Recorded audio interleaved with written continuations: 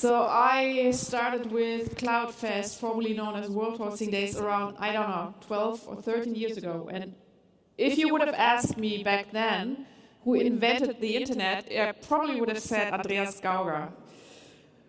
He's not the one, but I know him for so long, and he did so much great stuff, and he's always having a vision about this whole industry and business that, yeah, it made me think that back then.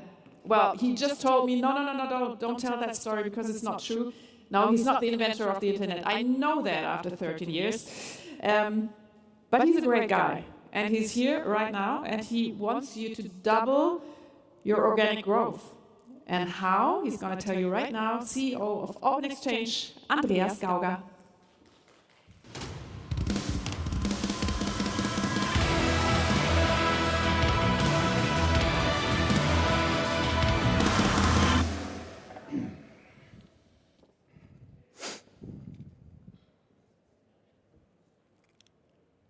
Good afternoon. I have to admit I nearly forgot how good these in-person events are and how much better they are than virtual events. And it made me wonder, was there actually the term in-person event before COVID? Or is it rather, it was an event and now after COVID we all say in-person event?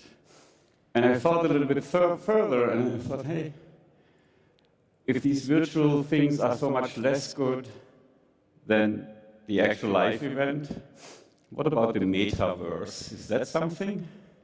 And especially like a Facebook-owned metaverse. Might that not be a synonym for hell somehow? I don't know. But that's not the topic of my keynote today. Today I want to share with you some observations I made in the hosting industry. I want to challenge you with some ideas. And the goal of this keynote is to start a conversation, hopefully a conversation that spans lots of companies within this hosting industry, and maybe gets the hosting industry back in the driver's seat in shaping the market a little bit more than it did in the past years. And I want to start at the infancy of the hosting industry, the 1990s. In 1995, Achim Weiss, a couple of other guys, and me founded Germany's first web hosting company. It was called Schlund & Partner. And I had some fun with Wayback Engine. So I found a website of 1997 of our wonderful hosting company.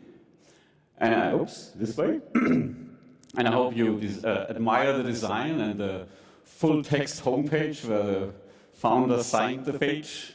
And you see that we meant business because I'm wearing a tie there with a questionable design though, but that was business. But why in the 1990s a whole new industry emerged? And I think there's three reasons for that. First of all, it was a virgin market. So you had a set of products that no company actually had, but in the long run, any company would need. So what a great market. You have a set of products that nobody has and anyone needs. So that's a special thing. It's not happening too often. Secondly, the access to the market was completely unregulated and free, permissionless. Anyone who wanted to be offering any kind of internet services could do so. There was no regulatory board or a company who owned it, who wanted license fees or regulated how you could get into it and had rules. So anyone could do it.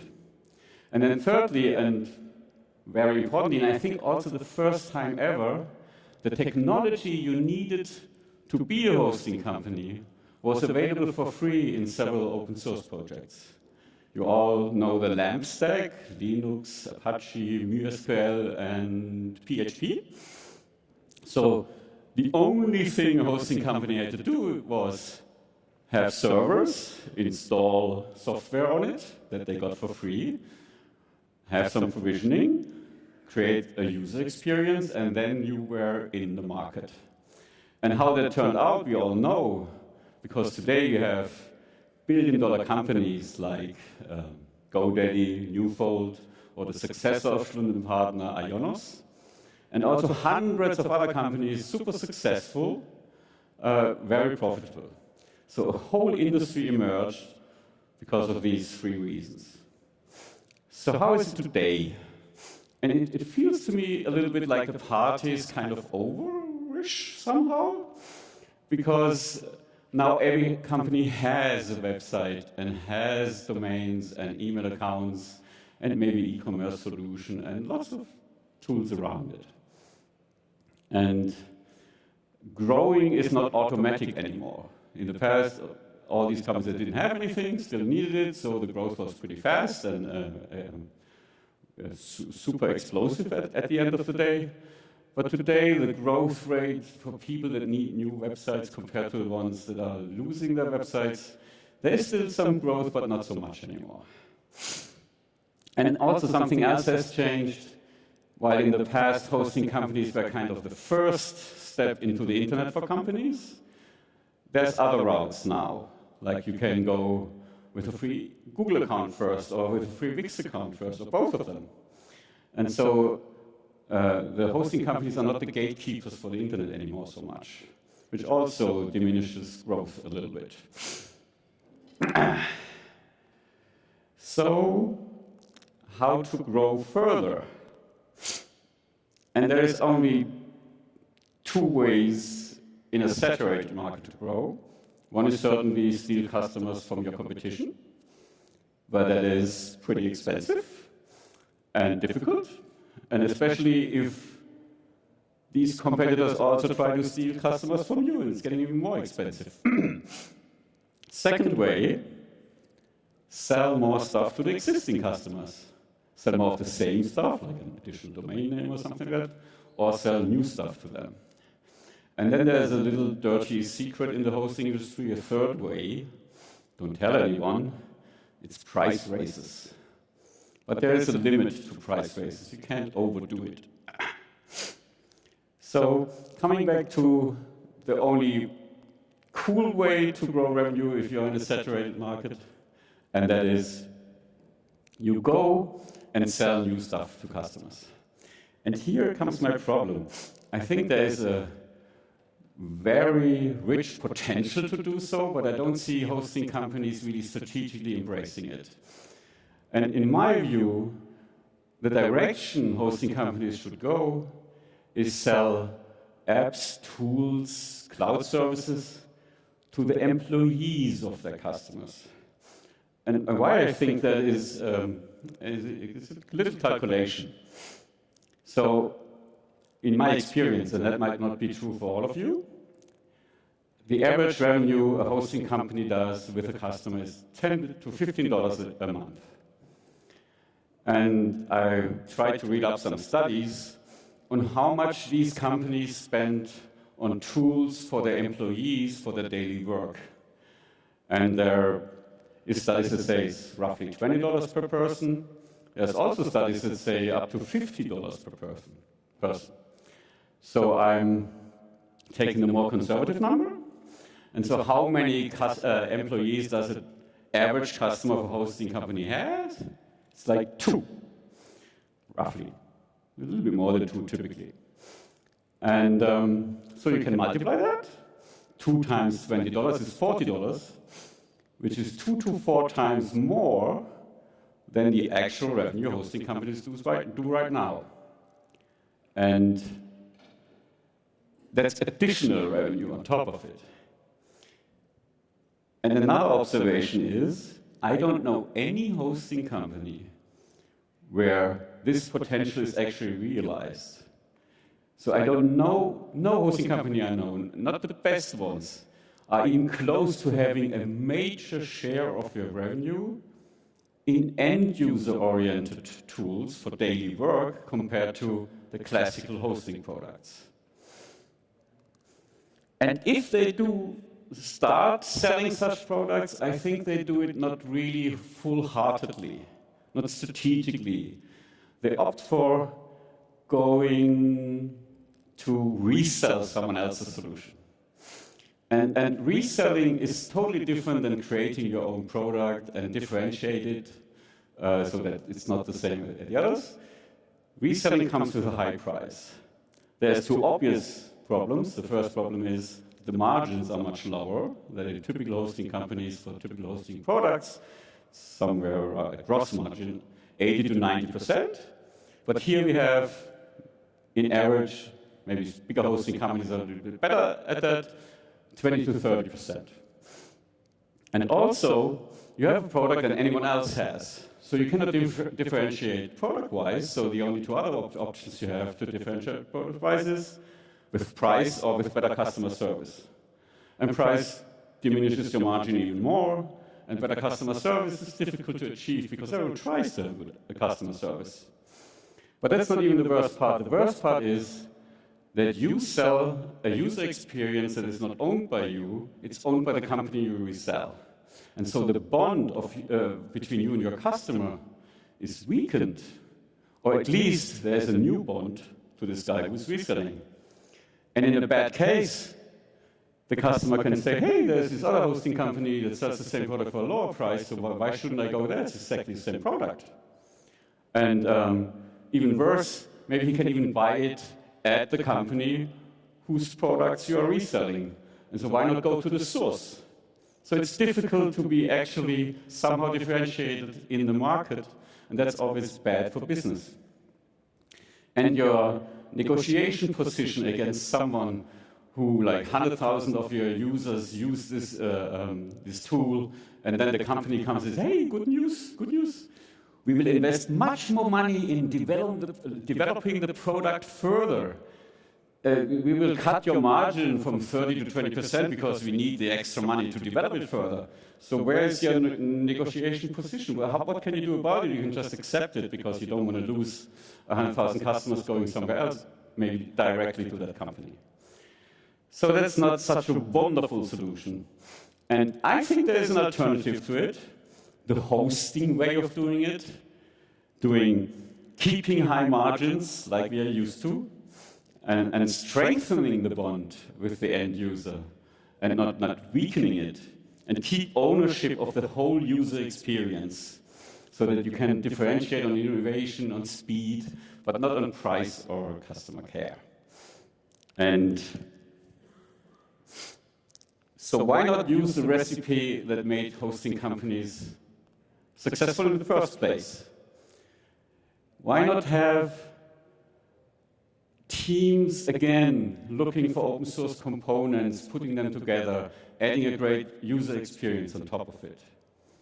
I feel that the hosting industry completely has lost its punch there. And I'm not talking for all hosting companies, there's exceptions, no question. But in general, and in general, the feeling I have is that these skills are more diminishing than being strategically invested in or honed. And I think that's a mistake. This is the only way how you can realize the potential there and make a lot of additional revenue and create a much better bond with your customers and the end users there. And so I'm like, so why are they not doing it? Maybe there's not enough there that they can work on. So in the last years, I thought hard about it, not only me, lots of people at Open-Xchange thought about that hard. And we came up with 2 new open source projects. And they are specifically designed to bring the hosting industry in the driver's seat for end-user experiences. You might think, that doesn't sound really realistic. And I agree with you, it's difficult. But there's ways to do that. And I cannot tell you about these 2 initiatives today. We just started them a month ago, because it would take 2 hours, and I don't have 2 hours. I have 7 minutes and 35 seconds left. So I want to ask you to talk to me, because I also need feedback on these ideas. Are they valid? Did I make some mistakes in thinking about it? Would it be interesting for you? Would you like to support it? So please, don't be shy.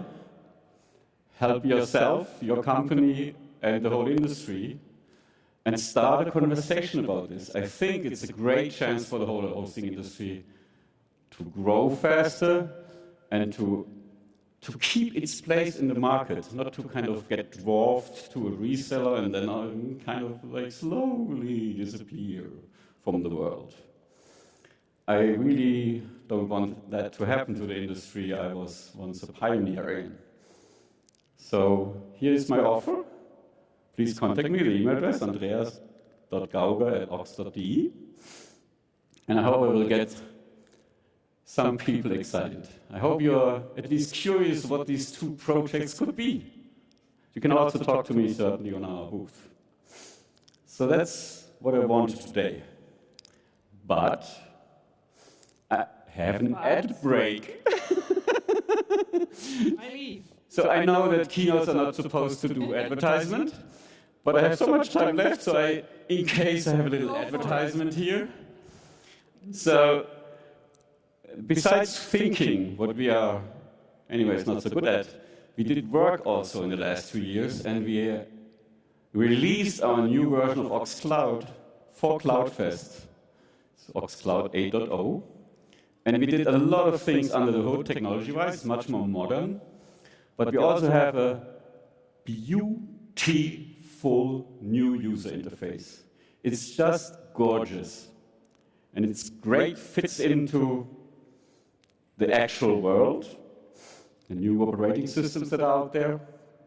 And also, so that's for the end users, and for you as our customers, we created the Cloud Management Center.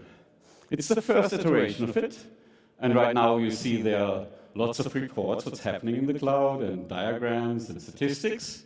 And also we have very powerful customer care agent tools that will make your customer care happy and more effective.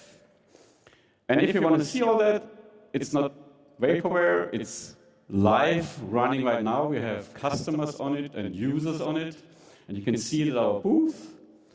The booth is near the barista station, which is actually a great position to be in. So it's very easy to find this direction until you smell coffee. So end of ad break. One more time.